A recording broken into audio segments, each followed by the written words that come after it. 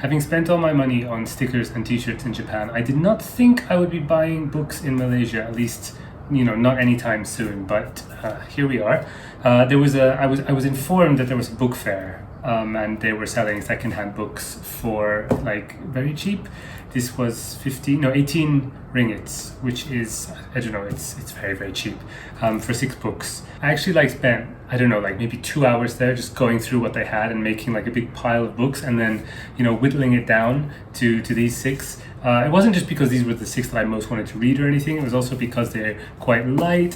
Some of them are in better condition than others. And also, are they the kind of books that I can get anywhere? You know what I mean? They had 2 Graham Greene books there, including a really good quality edition of The End of the Affair, which I haven't read, right?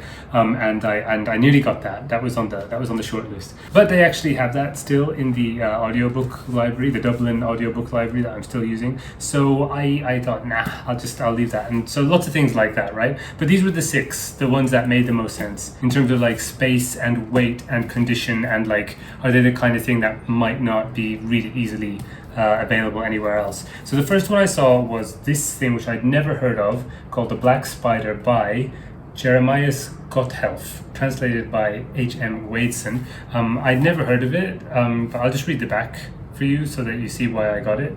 It says, after one of their own people repeatedly fails to live up to a pact with the devil, a petty and morally bankrupt village community is plagued by a swarm of deadly black spiders. Using a complex narrative structure, Gotthelf's cautionary novella shrewdly dissects the iniquitous social dynamics of rural life. First published in 1842, The Black Spider displays its author's talent for dark satire and realism, as well as the visionary powers of his imagination. And then it has a quote from Thomas Mann, who I also haven't read, but, he's Thomas Mann. I admire The Black Spider like almost no other piece of world literature. So mid-1800s, kind of fable about a town getting attacked by spiders sounds great, and also it's got some literary kudos there from the establishment. So I don't know, I'm excited for that. Next I don't know the order of these ones, I don't remember, but Audition by Ryu Murakami. Is this the only one I've read? This is the only one I've fully read. I like this cover, the kind of eye in the red thing, and I really like this book, but I read it a long time ago and I don't remember it very much. It is about a Japanese guy who he works in the TV industry and he wants a new wife, and then he has a friend who suggests this idea to him, which is how so many shows never get made, right? Well, why don't we just set up an audition, for a show, and we can cast for a main actress, and then you can kind of speak to all the women and interview them all and get to know all of them, and actually there's no show, actually you're just looking for a wife. How about that? Wouldn't that be a great idea? And that's what they do, and our protagonist does select a candidate to be his wife that way, and then things it's a horror book, so things don't go as he wants them to, and I really liked it, but I'm kind of curious what I'll make of it now. Next is Love by Angela Carter. 2 Angela Carter books actually. The one Love is the one that's in the least good condition. You can see it's really kind of yellow around the edges of the books that I got. This is the least good condition, but Angela Carter is a great writer, one of my favorites probably, and I don't know enough of her stuff, I feel this, and this is her something. It says 1971 this came out in, and I'm especially interested in that period of when she was writing, 60s, 70s. The back tells us that with surgical precision it charts the destructive emotional war between a young woman, her husband, and his disruptive brother as they move through a labyrinth of betrayal, alienation, and broken connections. Sounds great. And the other one is Black Venus. I think this is short stories. Let's see. Extraordinary and diverse people inhabit this rich, ripe, and raucous collection of stories. Yeah. Some are based on real people like Jean Duval, Baudelaire's sexy, reluctant muse, and Edgar Allan Poe, demonstrating in thought and deed how no man is safe who drinks before breakfast. What is going on in this blurb? Some are imaginary, the girl suckled by wolves who will not tolerate returning to humanity. That sounds very Angela Carter. Mingling history, invention, literary criticism, high drama, and low comedy, Carter's stories are as full of contradictions and surprises as life itself. So, there you go. Of these ones, that's the one I'm least excited for, I think. I'm not sure why. I guess because I've read lots of short stories by Angela Carter already, but not so many novels or novellas. That's, yeah. Anyway, Rosemary's Baby by Ira Levin. I've never read an Ira Levin book, but you know, like there's some really classic films based on his stuff, so I feel like I have a kind of an idea.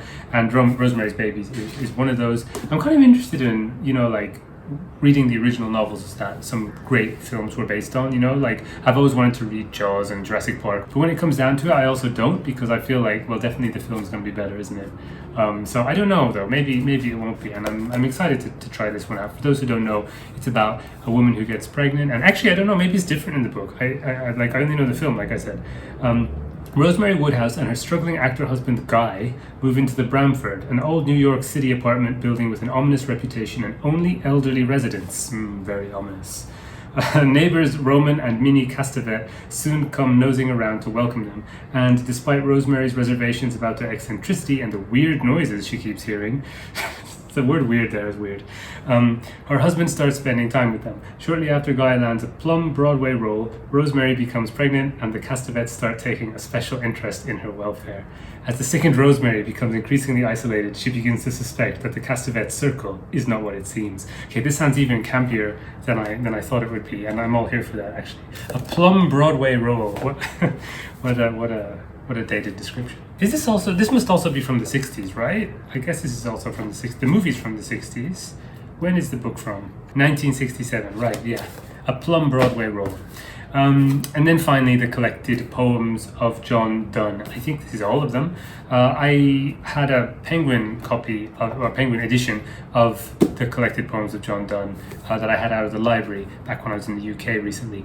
And I didn't read all of it, but I enjoyed dipping in and out of it. And then here was Wordsworth editions. So, you know, not as, you know, the font's a bit smaller, there's not as many notes and stuff like that, but it's got the actual poems in it. So I think he never had what's it called, like there was never a definitive edition that had all of his poems together, so they have been compiled by different people, so the order will be different, I think, here compared to what it was before. So that would be kind of nice as well. You know, I don't think we know maybe the chronological order of all of them. But yeah, John Donne writes these kind of quite witty and visceral, I guess quite erotic poems, but often they're called metaphysical. I think he manages to make like a really interesting bridge between like quite abstract ideas about like life and love and stuff like that, and also like quite material sensations, you know, like he writes like about sensations quite a lot and about bodies and things like that. So the way he like kind of matches the physical with that's why he's called metaphysical, I guess, right?